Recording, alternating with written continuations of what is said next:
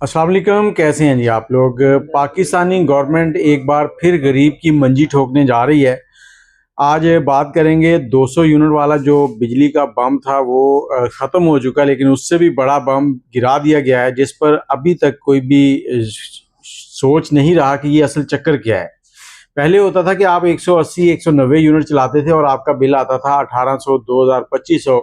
और अब गवर्नमेंट ने क्या किया है कि ये मामला ख़त्म कर दिया, 200 से बढ़ाकर 300 यूनिट कर दिया है।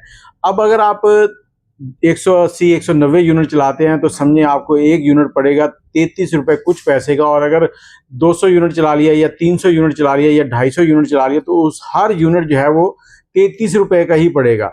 अब आराम से आप आइडिया लगा लें कि अगर आप 180 यूनिट पहले चलाते थे और आपको बिल आता था 2025 और अब आपको वो बिल आएगा 6000 रुपये, तो ये गवर्नमेंट ने आपको रिलीफ दिया है या फिर आपकी और मंजी ठोक दी है।